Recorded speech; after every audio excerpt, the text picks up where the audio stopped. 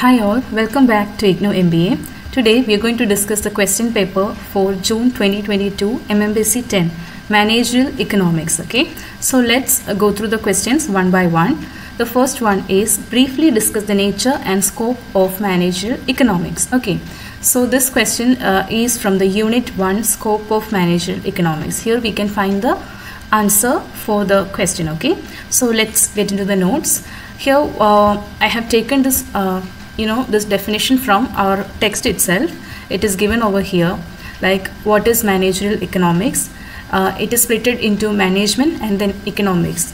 When we take both this together, we get managerial economics. Let's see them. According to MC Nair and Miriam, managerial economics is the use of economic modes of thought to analyze business situation. Like I said, a relationship between manage and economics has led to the development of managerial economics. Okay, so what is management? It is a guidance, leadership and control of the efforts of a group of people towards some common objective. So we can say that management is coordination and it is an ongoing activity. Okay, we know, like from the beginning, from the starting of a business organization till the end of that organization, the management is a continuous and ongoing process, right? And this management has specific purposes. The organization has specific goals and its own objectives, right? So, and it is also an art of getting things done by other people. So on the other hand, what is economics? It is like analyzing and providing answers to the most fundamental problems of scarcity. What is scarcity of resources? Why scarcity of resources happens? Because we know human wants are always unlimited, right? We always want something or the other. We are never satisfied. And economic resources to satisfy these human demands are very limited. That is why scarcity of resources occurs. So let's see the nature of managerial economics. The first and the foremost thing, we can say that it is based on microeconomic foundation. It's about using small scale economic theories to understand how individuals, businesses and markets behave. We can say that decision-making orientation, this managerial economics, what it does, it focuses on helping managers to make smart decisions about things like pricing, production, strategy and so on. And we can say that managerial economics, it is pragmatic. Why? Because it deals with the real world business problems. It doesn't deal with the abstract economic theories, but the real world business problems. That's why we can say managerial economics is applied and pragmatic. And one more thing is that optimization is possible with the help of managerial economics. We can get use of optimize resources, limited resources. So the next approach is interdisciplinary approach. Managerial economics, it has an approach. What kind of approach? It is like interdisciplinary approach because the different subjects like economics, maths and statistics, all this are used to solve the business problems. That is why we can say managerial economics is an interdisciplinary approach. Okay, and one more thing is that the normative and positive analysis. This kind of economics tells manager what they should do and explain what is happening. Okay, so that leads to a positive kind of situations in the business organization. Okay, now let's see the scope of managerial economics. The scope of managerial economics, the first thing is demand analysis and forecasting. Managerial economics helps the managers to figure out what the people want and how much, and to predict the future trends. All these things can be done with the help of managerial economics. And what we can do is the production and cost analysis. With the help of managerial economics, we can understand like how much will be the cost, or what is the best way to make a profit in an organization. Then we can say is the market structure and pricing. Looking at different types of markets like a monopoly or perfect competition, all this helps to decide how much to charge for the products. And then we can say that risk and uncertainty, thinking about what might go in decisions, using mathematics to figure out the chances. All this can be done with the help of managerial economics. And capital budgeting is also one of the important idea that we get from managerial economics, because it helps to decide whether to invest money in one particular project or whether to invest money in some other alternative project.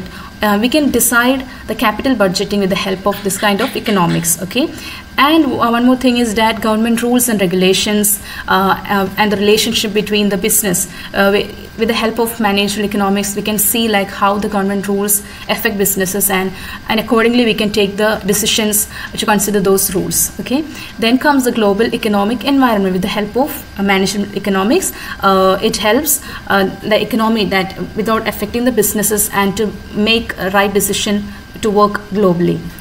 Also, managerial economics helps in optimum utilization of resources. Then we can say it's also help in creating tools and models to help the manager to take the right decision depending upon whatever the situation is. So in simple terms, we can say that managerial economics is like a guide for managers that helps them to make wise decision in the real world of business by using the economic ideas and tools. Okay.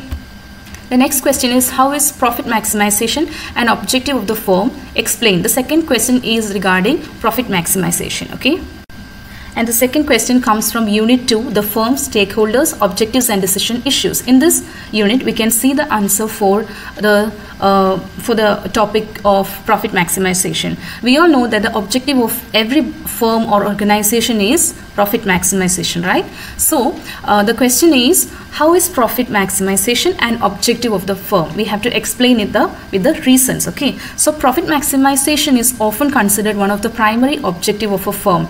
From the traditional olden days to the modern economy, we can see one of the main objective of firm is profit maximization.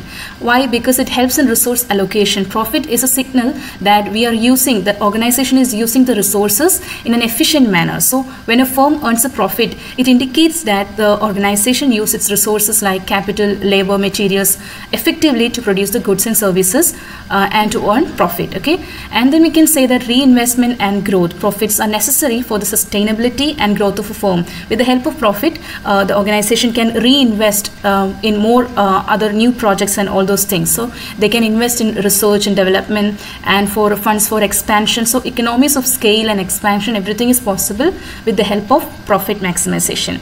And the thing is that risk and uncertainty. Business environments, as we all know, it's uncertain. We cannot expect what to come in, what will be coming in the future, right? So the firm may face some kind of risk in the future, but profit act as a buffer against unforeseen challenges. It helps to minimize the risk with and unexpected expenses with the help of understanding the market conditions. Okay, and one more thing is the competitive advantages. Profitable firms can reinvest in their operation, as we said earlier, and they can improve their products. They can improve the quality of the products and then offer better services to the customers with the help of the profit what they gain from the organization. Okay, and the shareholder value, we can say that with the help of profit maximization, the value whatever the shareholder is putting in the organization, it rises, right? Because the shareholders, they are the owner of the firm, and whatever company earns or whatever company earns profit, they get the benefit like dividends and increased stock value and those kind of things. It also attract investment. When a company is earning profit, people, the customers or the clients, they feel they get attracted towards the company to invest in that particular company which earns profit more, right? So the profit signal the financial health and potential for a good return on investment, and we can say it's an efficiency indicator. Profit, it indicates that the company is efficient enough to run the daily activities or the financial and the other management things. So the profit oriented, they motivate to minimize cost. They use resources wisely and streamline operations that leads to the overall economic efficiency. And the one more thing we can say is that it fulfills the stakeholders' expectations. Stakeholders means the employees, suppliers, customers, all of them get indirectly benefits from the profit what the organization earns. So we can say that like profit maximization is a well-established objective, but in today's world we can see businesses prioritize other goals other than profit maximization, like market share expansion, social responsibility, or environmental sustainability. So the choice of objective depends on the nature of the business and the values of its stakeholders. So obviously profit is crucial, but it's often considered alongside other goals to ensure a well-rounded and sustainable approach to business. The next question comes, explain the difference between the firm's demand curve and the market demand curve. This question is come from Unit 4, Demand Concepts and Analysis. In this unit, we can find the answer for differences between firms' demand curve and market demand curve. For the ease of understanding, I have prepared the answer in a tabular form. Okay, so let's see what is the difference between a firm's demand curve as well as a market demand curve. We can say the definition for firm's demand curve, like it represents the quantity of a good or service that an individual firm is willing to produce and sell at different prices, while the market demand curve, it represents the total quantity of a good or service that all firms in the market are willing to produce. So the main thing what we have to, the keyword is here, it is individual firm, while in market demand curve it is all firms. Okay, so remember that. And the scope here is, obviously here only we look after the individual firm, so the scope will be limited, right? And here the entire market, the scope is entire market. Okay, and then we can say the next point is shape. Typically the curve, demand curve will slopes downwards, indicating that as the price increases, the quantity that the firm is willing to produce and sells decreases. Here also the slopes downward, but it reflects the inverse relationship between price and total quantity demanded in the market. The determinants that are affecting demand curve, individual demand curve, is the factors like production cost, technology, and the firm's individual goals and strategy. Here the factors that affect market demand curve is consumer preference and the overall economic conditions and the number of firms operating in the market. Okay, and the next thing we can say that impact on price and output. Here the firm, they take control over the price. They charges whatever the quantity it produces. It affects the individual demand, while in market demand curve, what we can say, it aggregates the quantities demanded by all the firms. Okay, and elasticity consideration, the firm may consider price elasticity for specific product, affecting how changes in price impact quantity demanded, while here it reflects the responsiveness of the entire market to price change. Okay, for example, we can say for a firm's demand curve, we can say like if a bakery produces cakes, its demand curve shows how many cakes that specific bakery is willing to sell at different prices, while in market demand curve, we can say the cake shows the total quantity demanded by all the bakeries in the market at various prices. Okay, here the cake price for just one firm or one shop, but here the whole bakeries, all the bakeries are included here in market demand curve. Okay, so in simple terms, what we can say is that a firm's demand curve focuses on the quantity of a good or service that a company is willing to produce at different prices. But when we talk about the market demand curve, it considers the total quantity of the product that all firms in the market are collectively willing to produce and sell. Okay, so a firm demand curve, they have control over its individual demand, while a market demand curve, they reflects the combined preferences and behavior of all participants in the market. The next question comes is, what are the major approaches to demand measurement? So the next question, the fourth one, is major approaches to demand measurement. This question comes from the Unit 6, Demand Estimation and Forecasting. Here we can find the topic, the approaches to demand measurement. Demand can be measured by expert opinions and then by surveys, and then we can do the market experiments. Okay, so let's see the notes what I prepared. So the major approaches to demand measurement, first of all, is the surveys. We can conduct surveys and questionnaires for the potential consumers to gather the information, what are the preferences and their buying habits, and whether they are willing to pay or how much amount they are willing to pay for a product. Okay, these things can be done with the help of surveys. So what are the advantages by doing so? We get direct insights from consumers, right, and detailed information on their preferences. Okay, and the disadvantages, what we can say about surveys, that it is very time consuming, because we have to take the survey from so many consumers to have a right and accurate result, right? And that's why we can say it is very much, it will be expensive too. And the second way approach is expert opinions. We can seek opinions from industry experts or market analysts or professional who have knowledge about specific market. The advantages with this kind of approach is quick insights and expertise in the industry. The disadvantages regarding this approach is it is subjective and it may depend on the accuracy of the expert predictions. Okay. And the next one is market experiments. When we conduct the controlled experiments or free trials to observe how changes in price affect consumer behavior, it is like we get the real-time insights into consumer reaction. But it also has disadvantage, like limited to specific context, that it may capture a long-term effect. Okay, the next approach is sales data analysis. The name itself we can understand, it is the sales data analysis. That means analyzing the historical sales data to identify the trends, patterns in the consumer demands. Okay, so the advantage what we can say is it shows the real-time data, also the insights into actual purchasing behavior. And what is the demerit of this approach? It may not capture the underlying reasons for the change in sales. So each approach, they have its own strength and disadvantages, right? So the choice depends upon the nature of the product, the available resource, and the information that is needed for decision making. So combining these methods, we get a comprehensive understanding of demand. Okay, the next question, the fifth one, is briefly explain production function with two variable inputs. This question comes from Unit 7, production function.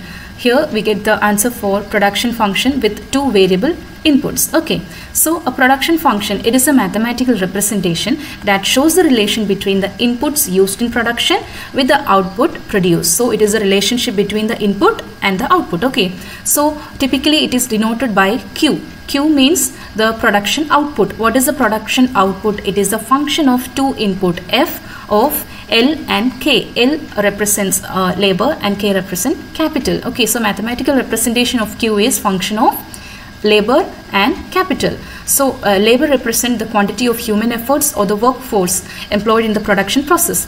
This can include the number of workers or the hours they have worked, or the measure of labor input that is in the organization. Okay, and we can say what is capital? Capital means the non-human inputs that is used in production, like machinery, equipments, technology, or such kinds of things are capital that is used for production. And then output is the result what we get by combining the labor and capital in the production process. Okay, then what we can say, the production function relationship is, it describes like how the change in the quantity of labor and capital can affect the level of output. If we increase the number of labors in a particular production, what we can say, we get the output, increased output, right? And if we reduce the labor or the capital, what happens?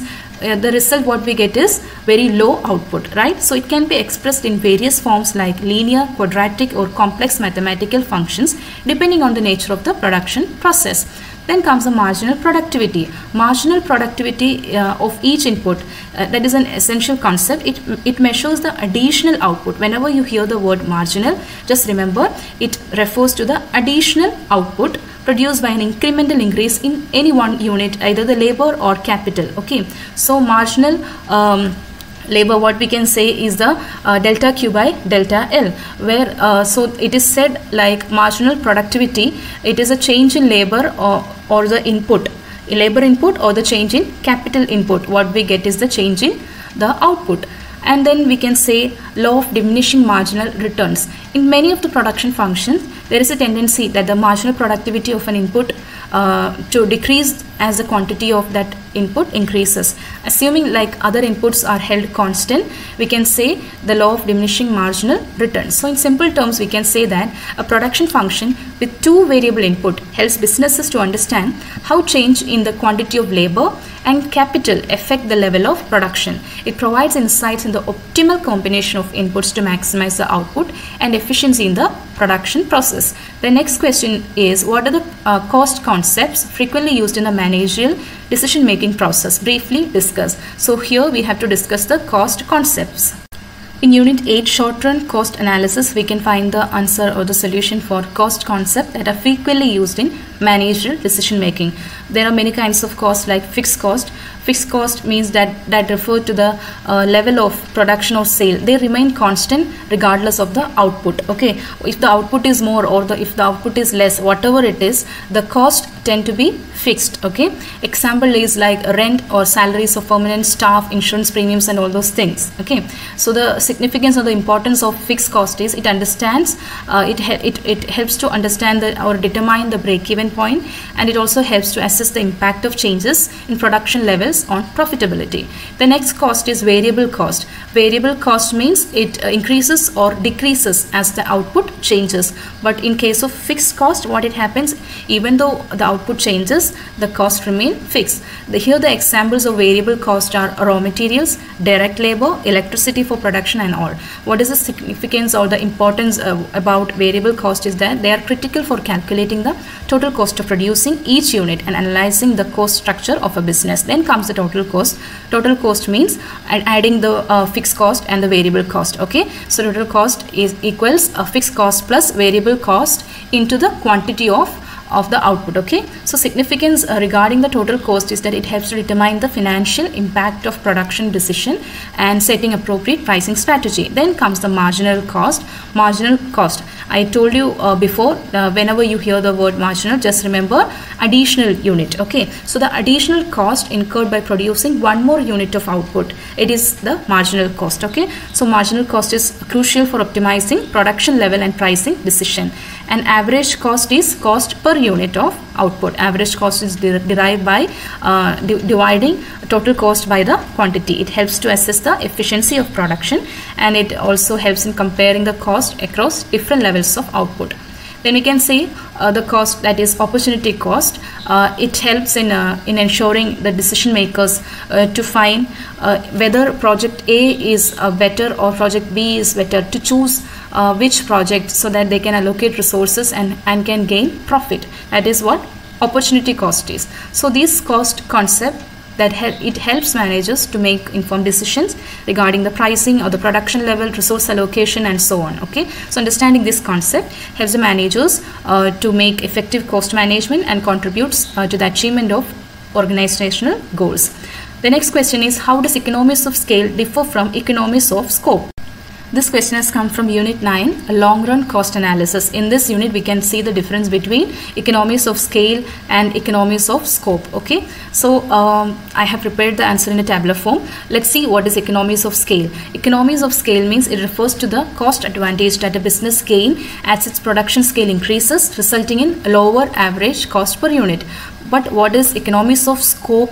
It is achieved by producing a variety of products or services together. Okay, so economies of scale, it mainly focus on the size or the scale of production. Remember, economies of scale means size or scale of production, while economies of scope, it is associated with the variety or scope of products or services. Okay, it is associated with the variety. Remember the word variety. Okay, so for that example is a car manufacturing plant producing more cars. More cars at a lower cost, so it helps to increase the production volume. Here what happens, here the company is producing smartphones as well as tablets more efficiently than if each product were produced separately. Okay, so here what comes is variety. Okay, two types of products are being produced here, while here the quantity is increased, right? So that is what economies of scale and economies of scope refers to. So nature of cost reduction is done by spreading fixed cost over a large number of units and utilizing the resources more efficiently, while here sharing the common resources such as technology, marketing to different products or services. So effect on average cost, what happens here is it leads to a decrease in average cost as production volume increases. Here the cost efficiency result by producing multiple products under the same operational umbrella. So the scale of production here is achieved by increasing the scale of production. Here it is done by diversifying and leveraging shared resources for producing variety of products. Okay, so the risk here is generally they have lower risk as it involves optimizing a single production process. Here we said diversified product, right? So it may involve risk and it may not involve risk depending upon the situation. So in summary, we can say economies of scale focus on cost advantages. Remember, that is gained through increased production volume, while economies of scope, what it does is it involves cost efficiencies achieved by producing a variety of products. Okay, so both this concept, they aim to optimize cost, but they operate on different dimensions of production. The last question of this term is, explain the characteristics of perfect competition and how is equilibrium output and price determined under perfect competition in the long run.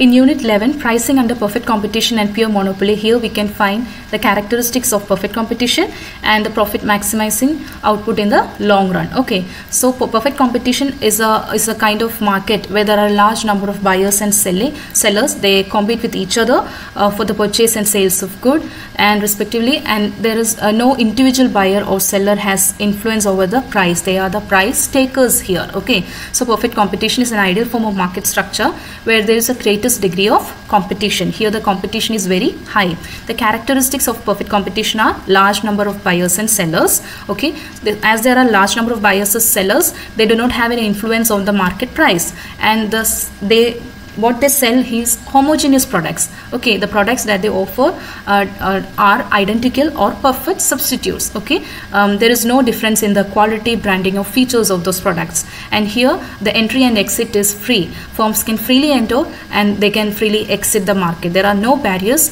that prevent the new firms from entering, or existing the firm can exit without any obstacles. Okay, and all the buyers and the sellers, they have perfect information, the complete and accurate information about the price, quality, product specifications and so on. There are no information asymmetries over perfect competition, and here there is no price discrimination. Sellers cannot engage in price discrimination. The price is uniform for all the buyers in the market over here. They are the price takers. They do not have any control over the market price here, and here the profit maximization, the firms aim to maximize profit. In the long run, the economic profits tend to zero due to free entry and exit. So what is the equilibrium output and price in the long run? We can say under perfect competition, the market reaches a state of equilibrium where economic profits are driven to zero. That is because the firms, we said, the entry and exit are free. So what happens here is, if there are economic losses in the industry, some firms, what they do, they exit the market for better opportunities elsewhere. And if there is a profit in the market, what happens? New firms enter into the market. That leads to reduction in the market price. Okay, then comes the adjustment of firms due to the entry and exit of firms that continue and until the economic profits and losses are driven to zero. At this point, the market reaches long run equilibrium. Then we can say there is zero economic profits. As we said, in the long run, each firm in the industry earns zero economic profit. This implies that the total revenue equals total cost, including both explicit and implicit cost. And then equilibrium price and output. The market price here settles at a level where it equals the minimum average total cost of production for each firm. This is because firms here are price takers. They are not price makers, they are price takers. Okay, so they produce where the products where price equals marginal cost, that is P equals MC, and consequently P equals MC, that is ATC, that is average total cost. So the quantity produced in this kind of industry, it is at the level where the industry supply equals the market demand. Okay, for example, we can say where we can find this kind of perfect competition is the farmers in the agriculture sector. Okay, consider like a market where where numerous farmers are engaged in producing identical wheat. Each farmer is a price taker, we said like earlier. In the long run, if the farmers are earning economic profit, what happens? More farmers will enter the market, right? And what happens if the farmers are experiencing losses? Some may exit the market, reducing the supply and raising the prices until losses are eliminated. So eventually what happens? The market reaches a long run equilibrium with zero economic profits, and each farmer, they produces at the minimum average total cost. So here comes the end of our term and examination of MMPC 10 June 2022. Hope you find it useful. The next term and examination for December 2022, I will be uploading it tomorrow. Okay, just prepare all these answers of previous year question paper, because it will be very helpful for you to attend the upcoming term and examination. Okay, so if you find it helpful or useful, please share it with your friends, and don't forget to subscribe for more IGNOU MBA videos. Thanks for watching.